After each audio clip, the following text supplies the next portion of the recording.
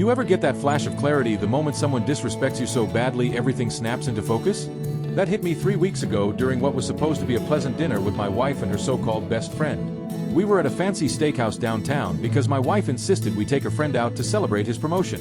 This guy had always annoyed me. Constant excuses to text her, always leaning on her for help, and those little jabs about how lucky she was to have such an understanding husband whenever he came around. But that evening he crossed every imaginable line. Midway through our meal, he looks me dead in the eye and blurts, "You know, she really deserves better than what she's getting as a husband." Out of nowhere. No lead-in, no context. Just that smug smirk like he was doing everyone a favor by stating the obvious. The whole restaurant seemed to hush around our table. My wife froze with a fork halfway to her mouth. I felt eyes on us from other diners. I put my knife down and met his gaze, calm. Funny coming from someone who's been divorced twice and can't keep anything longer than 6 months. "But hey, thanks for the marriage advice from the expert," I said. His face flushed, but I kept going. "And since we're trading observations, she deserves a friend who isn't always trying to undermine her marriage." What do I know? I'm just the guy who's actually committed to her. 10 seconds of silence stretched until my wife erupted. "How dare you?" She slammed her hand on the table so the water glasses jumped. "You will apologize to him right now, or we are done." Done. I looked at her, then at him, smirking behind her shoulder, then back at her. The sheer gall was unreal. Her friend had publicly shamed me, questioned my value as a husband in front of strangers, and she expected me to apologize to him. I offered a smile, not a warm one, the kind you give when someone finally reveals who they truly are. "No," I said simply. "What do you mean no?" Her voice climbed. Other tables were definitely staring now. "I mean no. I won't apologize for standing up for myself against someone who just disrespected me at our dinner table. If that's your line in the sand, then I guess we know where we both stand." She stared at me like I'd grown another head. This wasn't our usual fight. Usually I try to calm things, find common ground, de-escalate. Not this time. Her friend leaned in with that satisfied grin. "See, this is exactly what I'm talking about. A real husband would put his wife's feelings before his ego." I laughed, out loud. A real friend wouldn't manufacture drama between married people for his own amusement. But you're right about one thing. This is exactly what you're talking about. The question is why you're so invested in ending her marriage. That wiped the smirk right off him. My wife grabbed her purse, hands shaking. "I can't believe you're acting like this after everything we've built together over him," she said. "This isn't about him," I replied, standing and leaving cash on the table for our meal. "This is about respect. Something you seem to have forgotten I deserve, too." She followed me to the parking lot, yelling the whole way, "You're being ridiculous. He's my oldest friend and I'm your husband. Or at least I thought I was, until you made it clear whose side you're on," I said. We drove home in total silence, the kind that feels like a countdown to something ending. When we got inside, she went straight to the bedroom and started packing a bag. "I need time to think. This isn't the man I married," she said. "You're right," I called from the doorway. "The man you married would have apologized for having self-respect. Take all the time you need." She paused, probably waiting for me to backtrack and say I didn't mean it. When I didn't, she zipped her bag harder than necessary. "I'll be staying with him until you come to your senses and stop being childish," she said. There it was, the last piece falling into place. She wasn't going to her sister's or her mom's or any female friend's house. She was heading straight to the guy who just humiliated me and told me she deserved better. "Perfect," I said. "That'll make things much clearer for both of us." She lingered by the door for a full minute, bag in hand, probably expecting me to chase her, beg her not to go, promise I'd apologize to her precious friend. Instead, I went to the kitchen and opened a beer. "This is really how you want to handle this," she called. "This is how you chose to handle it the moment you demanded I apologize for refusing to be disrespected," I answered. The front door slammed hard enough to rattle the pictures on the wall. I sat in my kitchen with my beer and, for the first time in months, maybe years, everything felt utterly clear. My wife had chosen her male friend over her husband and moved in with him to punish me for having a backbone. Game on. The next morning I did something I'd never done in our 8 years of marriage. I didn't call her, didn't text, didn't check if she tried to reach me. Instead I called my brother, who's a lawyer. "You need to document everything," he said after I told him what happened. "Every text, every interaction. And honestly, if she's staying at another man's house, that's going to look terrible in divorce proceedings." "Divorce?" I said. "I hadn't really."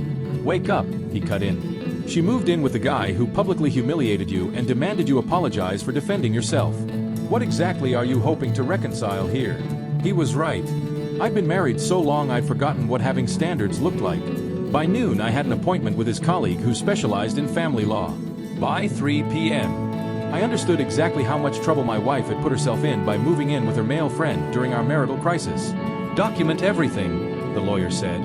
Every text message, every social media post, every interaction. And whatever you do, don't leave the house. Possession matters. I drove home feeling like I was seeing my life clearly for the first time in years. How many dinners had we endured where her friend made those subtle digs?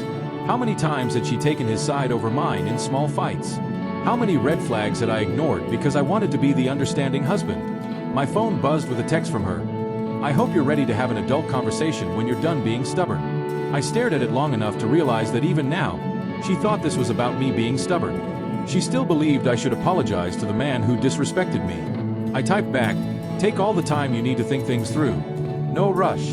3 minutes later she replied, that's it? That's all you have to say? Me. You said you needed space to think. I'm respecting that. Her. You're supposed to fight for us. There it was, the script she expected. Beg her to come back, promise to change, apologize to her friend, play the desperate husband who can't live without her. Me. I fought for us at dinner. She chose her friend. Choices have consequences. She didn't respond for hours. Around 5 p.m. I noticed my neighbor across the street working in her yard. We'd always been friendly, traded pleasantries, but I'd never really noticed how attractive she was. She was about 30, a nurse, divorced 2 years ago, living alone. She waved when she saw me checking the mail. How's your wife? Haven't seen her car around. She's visiting a friend, I said. Taking some time to think. She nodded knowingly. Sometimes thinking time is good. Helps people figure out what they really want. How about you? How's single life? I asked. She laughed. Better than married life, honestly. At least now when someone disrespects me, I don't have to pretend it's okay.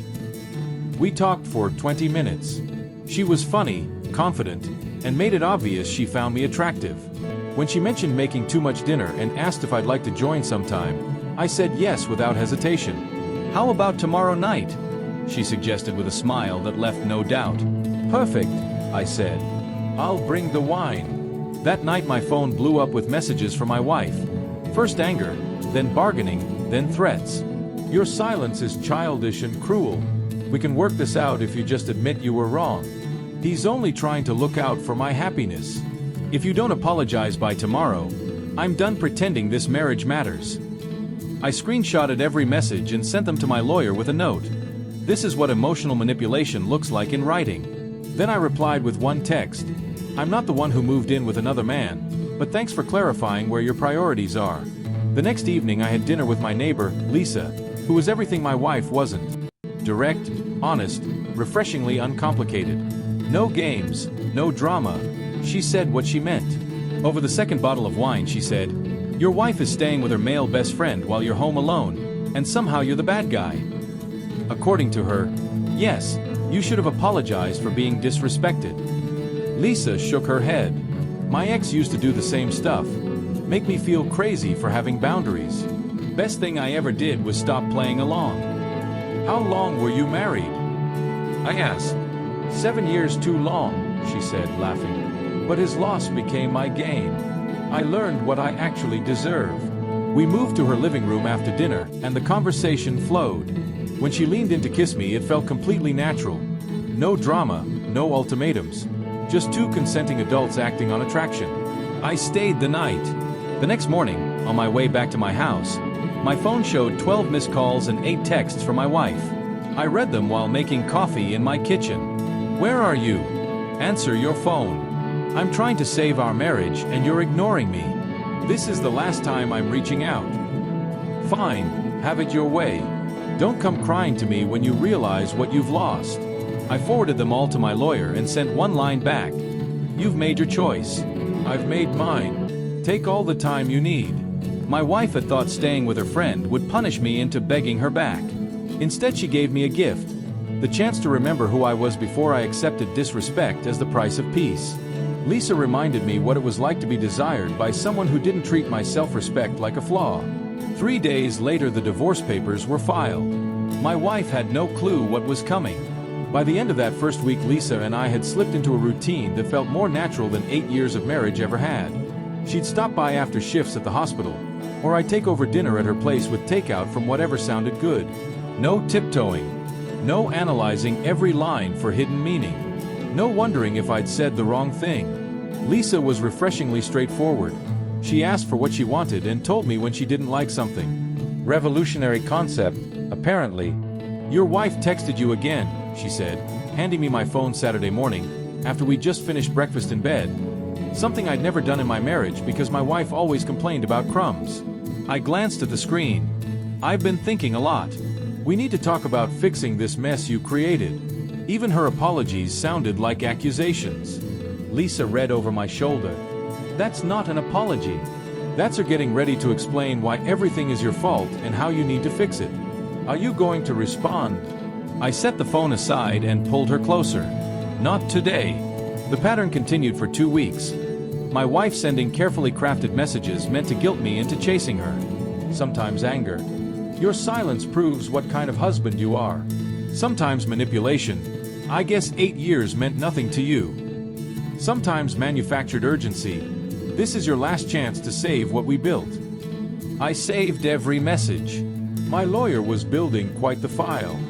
Meanwhile, Lisa and I were building something different. She didn't try to change me or fix me into some other man's idea of what a husband should be. She liked me as I was, even the parts my wife had spent years trying to reshape. "You know what I love about you?" Lisa said one evening while we cooked. "You don't apologize for taking up space." My ex always made himself smaller to keep others comfortable. It was exhausting. My wife's friend had called me arrogant for that exact trait. "Her friend sounds like an idiot," Lisa said. "And a man who feels threatened by another man's confidence usually has good reason to be." Tuesday night marked 3 weeks since my wife stormed out. I was at Lisa's when my phone rang from an unknown number. "Don't answer it," she said. We were having too good a time to let drama in. But something told me to pick up. It was my wife's sister. "She's been crying for 2 days," she said without preamble. "Whatever fight you had, just fix it. She misses you." "Did she tell you what the fight was about?" I asked. A pause. "She said you embarrassed her friend at dinner and won't apologize." Interesting version of events. "Did she mention that her friend told me she deserves a better husband in public and then demanded I apologize to him for defending myself?" Longer pause. "That's not what she said." "Did she mention she's been living with this friend for 3 weeks?" I asked. "She said she needed space at his apartment with a man who disrespected me while demanding I apologize," I said, letting it sink in. Does that sound like someone who misses me or someone upset her manipulation isn't working? When her sister hung up, I knew the truth was starting to leak out. Lisa watched me, concerned. "Everything okay?" she asked. "Better than okay." The story she's telling her family is very different from reality. But the truth has a way of coming out. That night my wife tried a new tack, a message that looked genuine. "I think I've been unfair to you. Can we please talk? I want to come home." I showed Lisa. "What do you think?" I asked. 3 weeks at her boyfriend's place didn't turn out how she expected, Lisa said. "He's not her boyfriend." She gave me a look that said I was being naive. "Honey, no woman moves in with a man who publicly humiliates her husband unless she's already emotionally invested in him. And no man risks wrecking a marriage unless he thinks he has a shot with the wife." She was right. I'd been so focused on my wife's betrayal, I hadn't fully processed her friend's motivations. "So what happens if she comes back?" Lisa asked. "She'll expect the old me, the one who apologized for having boundaries, who accepted disrespect to keep the peace." I pulled her closer. "That guy's gone. And honestly, I like who I'm becoming without him." "Good," she said, kissing my neck. "Because I like this version of you too." The next morning a flood of texts arrived. "I'm coming home tomorrow. We'll sit down like adults and fix this. I hope you've learned something from this separation. Things will be different when I get back." I read them while Lisa made coffee wearing one of my shirts and nothing else. The contrast hit me. My wife issuing demands, Lisa sharing space with me without drama or conditions. "She's coming back tomorrow," I told Lisa. "Are you nervous?" "No," I said, and realized I meant it. I was actually curious to see who she thought she was coming back to. My lawyer had called the day before. The papers were ready. All they needed was her signature. My wife believed she was returning to the same dynamic, the same man who would cave and apologize for having self-respect. She was about to find out how wrong she was. I heard her car pull into the driveway at exactly 2:47 p.m. on a Thursday. I knew because I was sitting in Lisa's living room across the street, coffee in hand, watching through the window with zero anxiety. Lisa was getting ready for her evening shift at the hospital. "You sure you don't want me to hang around for moral support?" she asked. "I'm good," I said, watching my wife step out with the same overnight bag she'd left with 3 weeks earlier. This conversation had been a long time coming. She looked the same, but somehow smaller, or maybe it was just my perspective that had changed. "Text me if you need backup," Lisa said, kissing me goodbye. "And remember, you don't owe her anything, especially not an apology." I watched Lisa drive away and settled in to see what would unfold. My wife stood in the driveway for a full minute staring at our house like she was summoning courage, then walked to the front door with a confident stride of someone expecting to be welcomed. She used her key. I heard the door open and close from across the street, and then waited. 5 minutes later she emerged looking confused, walked around to the backyard as if checking for me, then went back inside. My phone buzzed. "Where are you?" "I'm home." I didn't answer right away. Let her wonder. 10 minutes later. "Your car is here but you're not. Are you hiding from me?" Still nothing. 15 minutes in. "This is ridiculous. I drove all the way back here to fix our marriage and you're playing games." Now that was interesting. She came back not to admit she was wrong or to apologize for choosing her friend over me. She came to clean up the mess she claimed I made. At last I texted, "Be there soon." I finished my coffee, showered at Lisa's, made sure I looked completely chilled and unbothered, then strolled across the street at my own unhurried pace, like a man who owns his ground and refuses to be hurried. She sat in the living room, poised on the couch's edge as if ready to launch. Hair perfect, makeup set, wearing the dress she knew I liked, all clearly a performance. "Finally," she said the moment I walked in. "We need to talk." "Sure," I replied, taking my usual chair instead of sinking beside her on the couch. "How was your thinking time?" Her eyes flashed annoyance. She'd been waiting for me to ask why she'd been gone so long or to tell her how much I'd missed her. She launched into it. She'd realized I'd taken her for granted, that I'd embarrassed her in front of her oldest friend, that her pride mattered more than our marriage, and that she was willing to work past it if I owned up to my mistakes. I almost laughed. After 3 weeks living with another man, she was lecturing me about my faults. "That's generous of you," I said, and she lit up. "Sure, I'd come around now. I knew you'd understand after time to think." "I know this separation was hard on you," she pressed, then slid into negotiation mode. "You apologized to my friend for the dinner, not because you must but to prove our marriage means more than your ego. Then we bury it and start fresh." Her question, "What do I need to apologize for?" caught her off guard. What would I be apologizing for? I'm the one who was humiliated. I'm the one whose friend was attacked. You moved in with another man for 3 weeks and now you want me to apologize, she said, dismissive. I stayed with a friend while you worked through your issues. Completely different. He's been my friend for years. Nothing happened between us. You chose him over me. I chose to give you space to see you were wrong. Her voice climbed. The performance was cracking. Clearly it worked, because here we are, ready to move forward. I stood. I'm going to get some air. This conversation is enlightening. Where are you going? She demanded, following me. We're not done, she said. You're right, I replied, opening the front door. We're definitely not done. I walked out and crossed toward Lisa's, feeling her stare the whole way. This wasn't accidental, it was deliberate. I wanted her to witness exactly where I was headed. Lisa's car wasn't home yet, but I had a key and let myself in, settling on her couch with a beer, fully aware my wife was watching from across the street. My phone buzzed immediately. What are you doing over there? Come home right now. You're being childish. This is not how you handle marriage problems.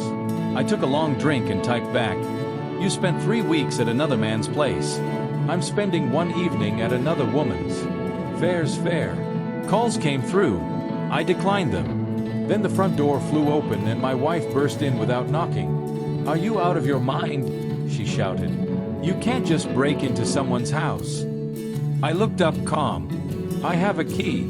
Lisa gave it to me last week." Color drained from her face as the implications landed. She stared at me, stunned. "3 weeks ago you moved in with your friend to teach me a lesson about respect. Turns out I learned something very different." The silence stretched.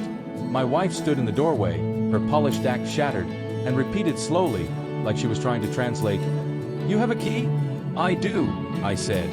"Lisa figured I'd spend most evenings here, so she gave me one." I watched her cycle through confusion, anger, and maybe panic. "Most of your evenings," her voice cracked. "Well, you were having your thinking time with your friend. I thought I'd have my own thinking time. Turns out Lisa is excellent company. Very refreshing."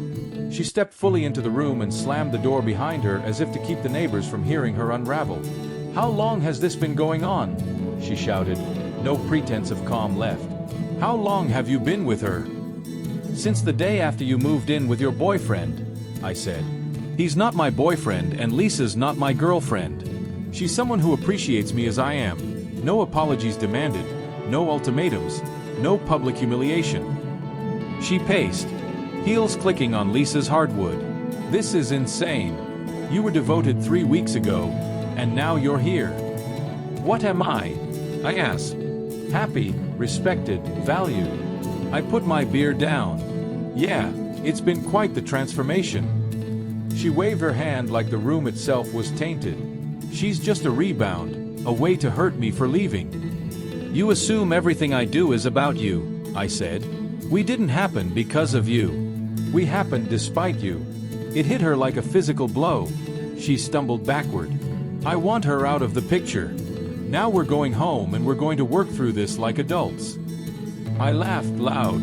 "You want her out of the picture? You spent 3 weeks living with another man and you now want to tell me who I can spend time with? Explain to me exactly how that's different." She opened her mouth, closed it, then opened it again. "Because he's just a friend and we're married." "Past tense," I corrected. Her face went white. "What do you mean were?" she whispered.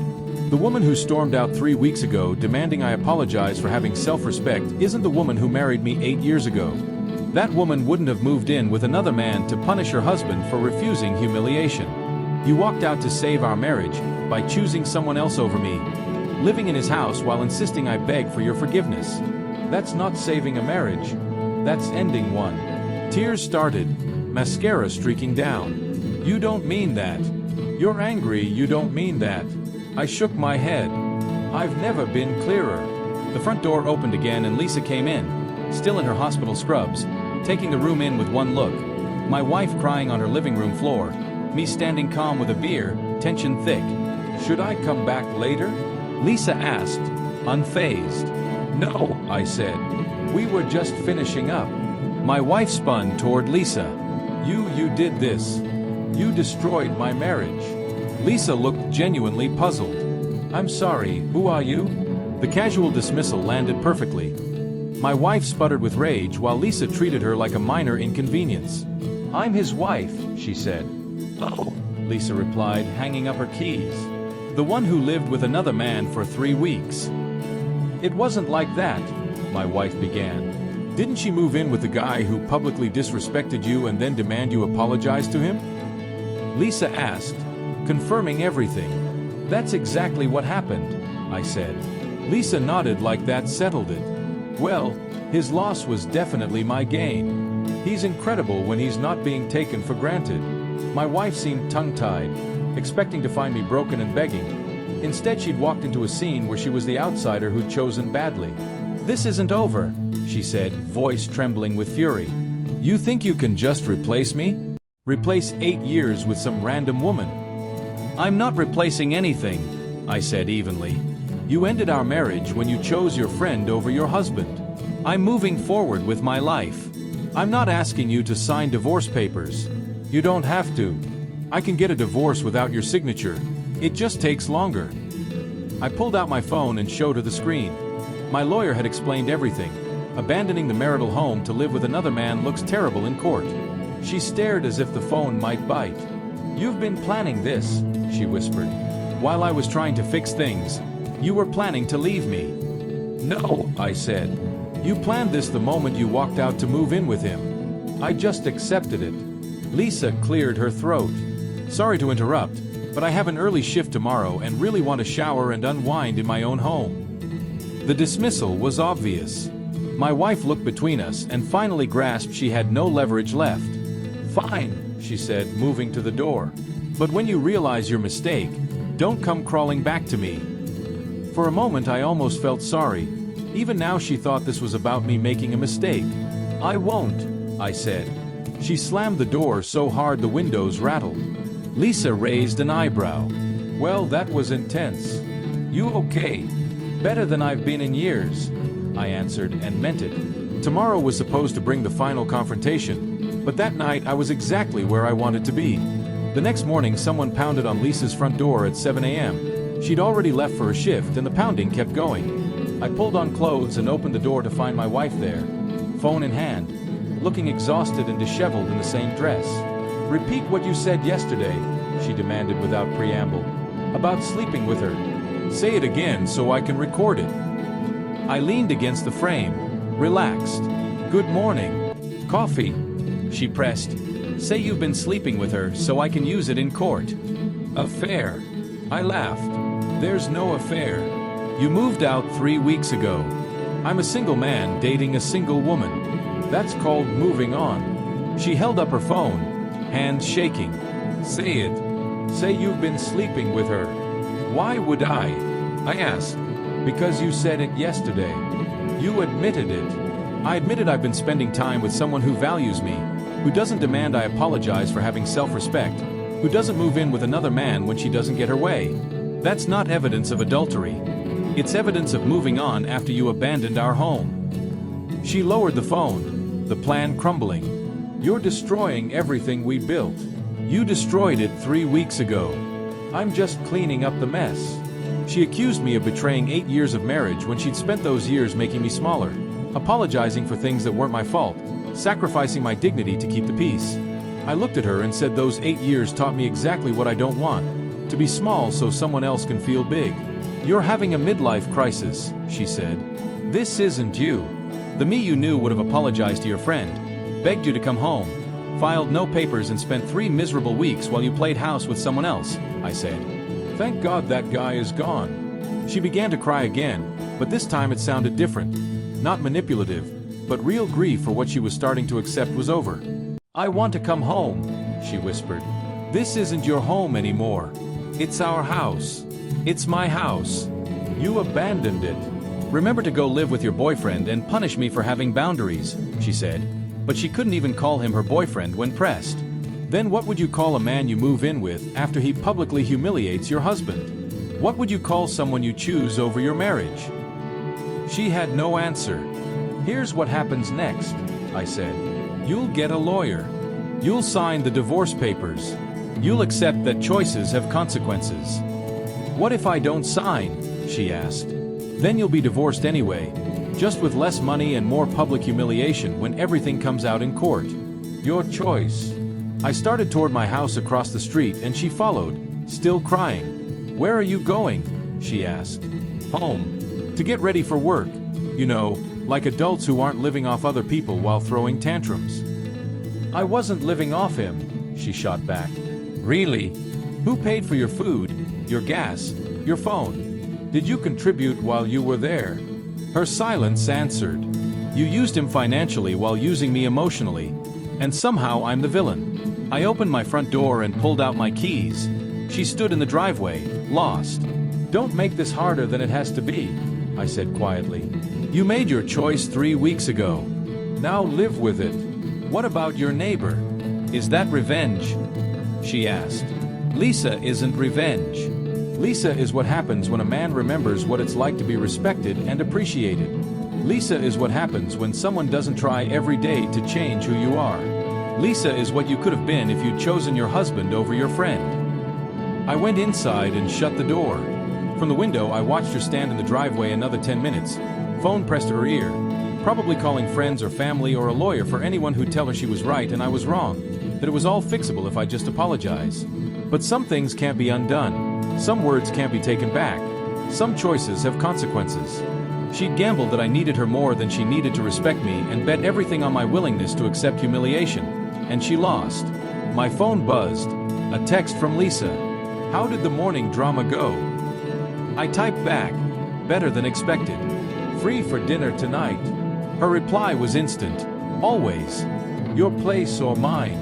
I looked out. My wife's car was gone. Mine, I typed.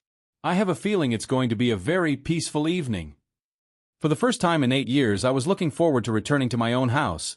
A home where I was respected, valued, and never asked to apologize for refusing to accept disrespect. Some lessons are expensive, but some freedoms are priceless. I learned the difference. Our story ends here. If you watched this far, consider subscribing to the channel. It really helps. I picked 2 more videos I think you'll like. Click on them if you want, and I'll see you in the next story. See you soon.